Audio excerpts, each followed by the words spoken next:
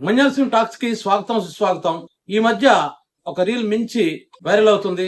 అదేంటంటే sun rise Hyderabad అభిమాని content creator కూడా ఆయన సరిగ్గా బాల్ వేస్తున్నప్పుడు ఒక నిమ్మకాయని తీసుకొని ఇలాగేదో మంత్రాలు చదువుతున్నట్లు చదివి ఇలాగ ఇచ్చినట్టు చూపించగానే అక్కడ ఒక వికెట్ పడిపోయింది. అది బాగా వైరల్ అయిపోయింది అన్నమాట. అంటే ఇక్కడ సరదాగా చెప్పుకుంటే పూర్వం రోజులు ఒక సామెత ఉండేది, మంత్రాల చింతకాయలు రాలుతాయని. మంత్రాల చింతకాయలు రాలుతాయో లేదు తెలియదు కానీ నిమ్మకాయకి మాత్రం వికెట్ రాలుతుంది అన్నంత న్యాచురల్ గా వచ్చింది. అది నిజంగా ఆడు నిజమేటో చెప్పకపోతే ఆడు 2-3 మ్యాచ్లకు అలాగ వెళ్ళి అదే కంటెంట్ గాని అతను క్రియేట్ చేస్తే, ఆ విధంగా నిమ్మకాయ తీసి ఇలా మంత్రాలు చదువుతున్నట్లు కానీ అతను ప్రతి మ్యాచ్కి వెళ్ళాలి కానీ అంటుంటే ఆ పడిపోయే సీన్లు కానీ అంటే వికెట్ పడిపోయే సీన్లు కానీ అతను ఒక రీల్స్ గా కానీ ఇచ్చేస్తే కొన్నాళ్ళకి జనం నిజంగా నమ్మేస్తారు నిమ్మకాయలకి వికెట్లు రాలిపోతాయని. అతను ఏం చేశాడంటే ఆయనకి వామిటింగ్స్ అవుతున్నాయి, అందుకే నిమ్మకాయ పట్టుకుని వెళ్ళాడు. నిమ్మకాయ పట్టుకుని వెళ్తే అప్పటికి వికెట్ పట్టలేదు కాబట్టి కొద్దిగా అసహనంగా ఉన్నాడు. అంతట్లో అతనికి ఒక థాట్ వచ్చింది, నేను నిమ్మకాయతో ఇలా మంత్రం వేసి ఆ నిమ్మకాయ ఇచ్చినట్టు చూపిస్తాను అని. అలాగే ఏదో ఒక టైంలో ఆటోమేటిక్గా ఒక వికెట్ పడతారు కదా బాల్ వేసినప్పుడు, అలా చేస్తుంటే వాళ్ళ ఫ్రెండ్ని తీయమన్నాడు, అతను తీసేసరికి ఆటోమేటిక్గా ఒక 5-6 వీడియోలు తీసిన తర్వాత 6వ వీడియోకి అక్కడ వికెట్ పడిపోయినాము. దాన్ని మాత్రం తీసుకొచ్చి పెట్టాడు. ఏదైనప్పుడు కూడా చాలా క్రియేటివ్నెస్ మాత్రం అందులో కనపడ్డది. ఇది కానీ ప్రతి మ్యాచ్ కూడా అతను ఇలా చేసి ఇటువంటి సీన్స్ కానీ రీల్స్ గా తీసుకొని పెడితే నిజంగా జనాలు ఇంకా పూర్తి నమ్మేస్తారు. ఎందుకంటే మనకి నమ్మకాలు ఎక్కువ, ముఖ్యంగా మూఢనమ్మకాలు. అంటే నిజంగా చేతపడి చేసాడేమో, నిజంగా మంత్రాలు వేసాడేమో, అందుకే ఇలా జరుగుతుందేమో అన్న భ్రమకు కూడా లోనైపోయే వీక్ మెంటాలిటీస్ మనలో చాలా మందికి ఉన్నాయన్నమాట.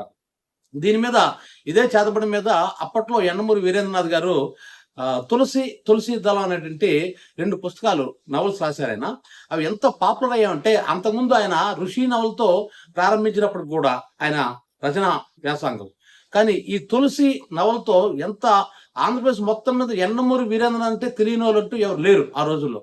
ఆ తర్వాత తులసి దళం అలా చూసుకున్నట్లయితే ఆయనకి ఎంత క్రేజ్ వచ్చిందంటే తర్వాత సినిమాలు రాశాడు, అవన్నీ వేరే సంగతి. ఇప్పుడు నేను యండమూరి వీరేంద్ర చరిత్ర చెప్పడం నాకు ఇష్టం, చెప్పడం నా ఉద్దేశం కాదు. కానీ అంటే ఆ నవల్స్ అంత పాపులర్ అవ్వడం కారణం ఏంటంటే అందులో ఈ చేతబడుల గురించే ఉంటాయి. చిల్లంగులు చేతబడులు అంటాం కదా, వాటి కోసం రాశాడంట. ఒక చిన్న పిల్లకి చేతబడి చేస్తారంట విలన్స్. సో ఆ అమ్మాయి ఎలా గిలగిల కొట్టుకుంటే చావు దగ్గర అవుతుందా అన్నది ఆ నవల క్లైమాక్స్ లో వేరేగా ఉంటుంది అన్నమాట, చూపిస్తారు. సో ఇది పక్కన పెడితే నిజంగా ఇలా జరుగుతాయా, నిజంగా మనకి పడిన వాళ్ళు ఎవరైనా ఉంటే వాళ్ళ మీద చిల్లంగులు చేతపడులు చేయొచ్చా అంటే చాలా మందికి నమ్మకాలు ఉన్నాయి. చాలా మందికి ఉదాహరణకి ఎస్పి బాలసుబ్రహ్మణ్యం గారికి అసలు గొంతు ఇబ్బంది అయితే అతను ఎన్ని టాబ్లెట్లు వేసుకున్నా సరిగ్గా తగ్గకపోతే అప్పుడు ఎవరో చెప్పారు నీకు ఎవరో చేతపడి చేస్తున్నారని. ఇతను కూడా నా మీద నిజంగా జరుగుతుందేమో అన్న భ్రమకి వెళ్ళిపోయాడు అన్నారు. అదేవిధంగా హీరో సుమన్, ఆయన కూడా ఒక మూమెంట్ లో అనారోగ్యం చేస్తే అప్పుడు కేరళ వెళ్ళాడు అనమాట. అతనికి మీద ఎవరు చేతపడి చేశారని అతను కూడా నమ్మాడు. సో మనం ఎప్పుడైతే మానసికంగా బలహీనం అవుతామో అప్పుడు ఎవరైనా సరే అయ్యో నీకు ఎవరైనా సెల్లం పెట్టుంటారో లేదా చేతపడి చేసి ఉంటారో అనేసరికి అవును కరెక్టే కదా, నిన్నటి నుంచి బాగానే ఉన్నాను కదా, ఇప్పుడు ఎందుకు ఇలా అయిపోతున్నాను అని వాడికి ఒక అంటే మానసిక బలహీనత ఎలాగ ఇచ్చేస్తుంది అంటే ఒక అనుమానాన్ని క్రియేట్ చేస్తుంది, నా శత్రువులు ఎవరైనా ఇలా చేస్తాను రేటు అని. ఇటువంటి చేతపడులకి చిల్లంగులకి బాగా పేరున్న ఇది ఒరిస్సా బిస్తా గ్రామం అనుకుంటాను. ఆ బిస్తా గ్రామంలో ఎక్కువ ఇలాంటి వాళ్ళు ఉంటారంట. అంటే ఒక 5,000-10,000 రూపాయలు ఇస్తే చిల్లంగులు చేతబడులు చేస్తామని అంటారు. కానీ ఇవన్నీ నిజాలు కావు. ఎందుకు నిజాలు కావాలంటే ఒక మనిషిని మనం ఒక నిమ్మకాయతోటో లేదంటే ఒక ముగ్గేసి లేదంటే బలిచ్చి ఏదో ఒక జంతువుని బలిచ్చి మంత్రాలు చదివి చేసినంత మాత్రాన అవతల మనిషి వీక్ అయిపోతాడు, ఇలాంటి అనుమానాలన్నీ కూడా కరెక్ట్ కాదు. అది నిజంగా చిల్లంగులు చేతబడులు చేస్తే మనకెవరు చేస్తారండి? జగన్ ఏమో చంద్రబాబు నాయుడు మీద చేతబడి చేయించవచ్చు కదా, చంద్రబాబు నాయుడు జగన్ మీద చేతబడి చేయించవచ్చు కదా, లేదా రాహుల్ గాంధీ మోడీ రాహుల్ గాంధీకి ఈ చేతబడి చేస్తే అయిపోయి సింపుల్గా అయిపోతుంది కదా. సమస్య ఎందుకు? ఈ పోరాటం ఎందుకు? ఈ ఓట్లు గలాట ఎందుకు? ఈ కేసులు ఎందుకు? ఈ వాదనలు ఎందుకు? ఇవన్నీ ఎందుకు? అది సింపుల్ కదా, అంత ఈజీ అయిపోతే మన శత్రువులందరికీ కూడా మనం వెళ్తే మామూలు డైరెక్ట్గా వెళ్ళి కొట్టు అనుకోండి కేసు అయిపోతుంది. ఆడు మనం లేదన్నా కొట్టిందంటే కేసు అవుతుంది. కాబట్టి ఆడు తెలియకుండా అటు సెల్లంగా పెట్టేస్తే ఆటోమేటిక్ మన శత్రువు వీక్ అయిపోతారు కదా. అది ఎప్పటికీ జరగదు. కాకపోతే మనకి ఏంటంటే మన పురాణాలు మనం అంటే అవి బైబిల్లో ఉంటాయి, ఇలాంటివి అన్ని మత గ్రంథాల్లో ఉంటాయి. అంటే పురాణాలు అట్లా ఉంటాయి అనమాట. బైబిల్లో సాతాను ఉంటాడు, అదే విధంగా మన పురాణాల్లో కూడా ఉంటాయి కదా దెయ్యాలు ఇవేవి. ఆ చదివి మనం అవి నిజమని నమ్ముకొని నిజంగా దెయ్యం ఉందేమో, ఈ ఆత్మలు ఉన్నాయేమో, అలాగే ఈ చెల్లంగులు చేతపడులు ఉన్నాయేమో అని ఒక చదివి చూడండి, చిన్నప్పుడు మనం చందమామ, బాలమిత్ర అంటే పుస్తకాలు చదివాం, అందులో కూడా ఇలాంటి కథలు ఉంటాయి అనమాట. అలాగే మనం చూసే సినిమాలు, వీటి వల్ల మన మైండ్ ఇన్ఫ్లుయెన్స్ అయిపోతుంది అనమాట ఇలాంటికి. అంటే ఒక మూమెంట్ లోకి వచ్చేసరికి మనమే ఇంకా ప్రచారం చేస్తాం, లేదు లేదు నిజమే ఉన్నాయంటారు. ఇంకో విషయం ఏంటంటే వశీకరణాలు అంటారు. వశీకరణాలు అంటే ఇప్పుడు మనకి నచ్చిన అమ్మాయి మనకి మన ప్రేమలో పట్టడం లేదనుకోండి, ఇప్పటికీ టీవీలో పేపర్లో అడ్వర్టైజ్మెంట్ ఇస్తారు, ఏంటంటే వశీకరణ ఇది మీకు ఇస్తాం, అప్పుడు మీరు కోరుకున్న అమ్మాయి మీ వశం అయిపోద్ది. నిజంగా వశీకరణం ద్వారా ఒక అమ్మాయి మన ప్రేమలో పడిపోద్దంటే, ఈ ప్రపంచంలో చాలా మందిని ప్రేమిస్తారు, చాలా ప్రేమలో సక్సెస్ అవ్వవు, వీళ్ళు ప్రేమలో పడరు. అలాంటప్పుడు ఈ వశీకరణం ద్వారా వాళ్ళని ప్రేమించేటట్టు చేసుకోవచ్చు కదా. అప్పుడు అలాంటప్పుడు ఏంటి, పెద్ద పెద్ద హీరోయిన్స్ ని, బాగా అందంగా ఉన్న హీరోయిన్స్, పెద్ద పెద్ద హీరోయిన్స్ ని ఈ మగపిల్లలు వశీకరణం ద్వారా తీసుకోవచ్చు. అదే విధంగా ఆడపిల్లలు పెద్ద పెద్ద హీరోలను, పెద్ద డబ్బున్న ఇలాగా అందగాలను ఈ వశీకరణతో తమ ప్రేమలో పడేటట్టు చేయొచ్చు కదా. అలాగే ఎప్పుడూ జరగదు.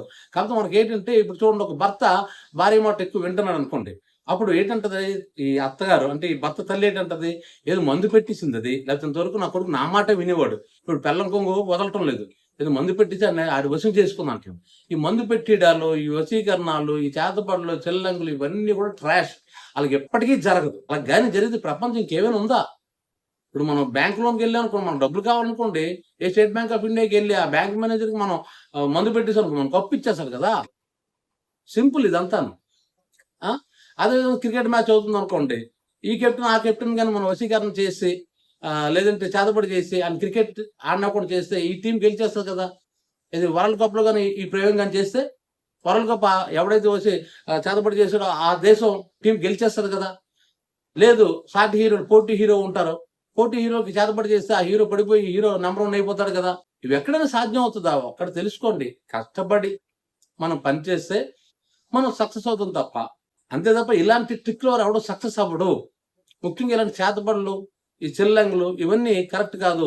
చాలా మంది అంటారన్నమాట, వెంట్రుకలు తీసుకొచ్చి, అంటే మనం దూకునే వెంట్రుకలు తీసుకోవడం ద్వారా, లేదా మనం వాడుతున్న వస్తువులను తీసుకెళ్ళడం ద్వారా వాటికి చేసినా సరే మనం చేతబడి తగ్గుతుందట. అంటే వాళ్ళు ఏం చేస్తారంటే, ఒక మట్టితో బొమ్మ తయారు చేస్తారు. మట్టితో బొమ్మ చేసి దానికి కళ్ళు, ముక్కు, నోరు ఇవన్నీ పెడతారు, కాళ్ళు, చేతులు ఇవన్నీ పెడతారు.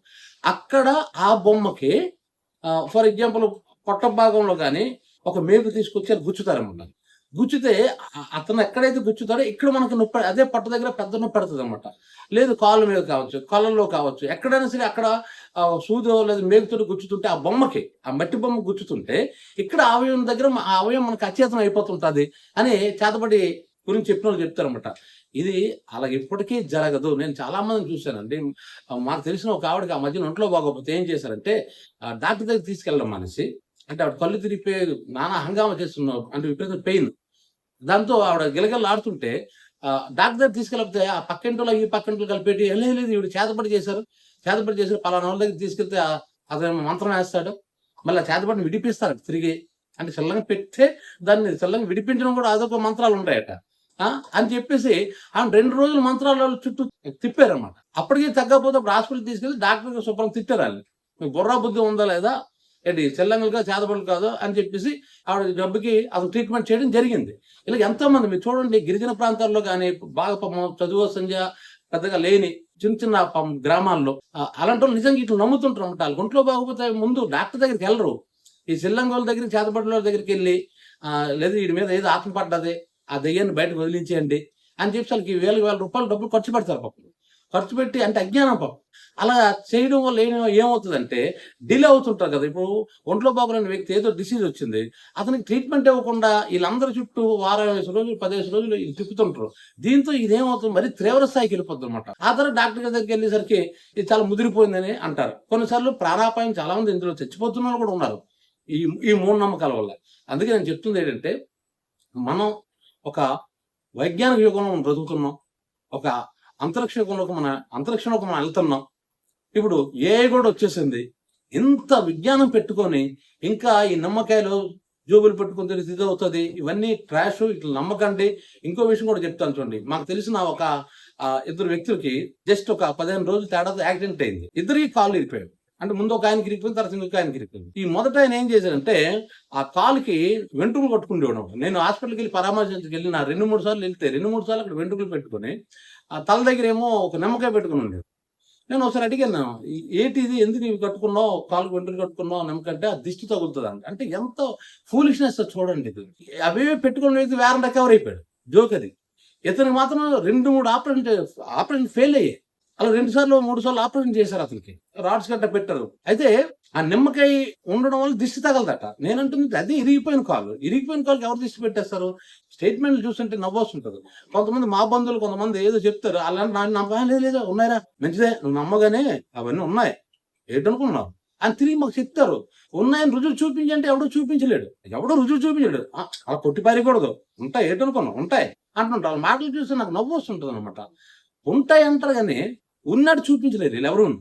కాబట్టి మనం వైజ్ఞానిక యుగం ఉన్నాం కాబట్టి స్థాయి దాటుకుంటూ ఆది మానవుల నుంచి మనం ఈ స్థాయి వరకు వచ్చాం కాబట్టి, ఏ స్థాయి వరకు ఇప్పుడు మనం వచ్చాం కాబట్టి ఇప్పటికీ ఇలాంటి నమ్మడం అనేది నిజంగా హాస్యాస్పదం.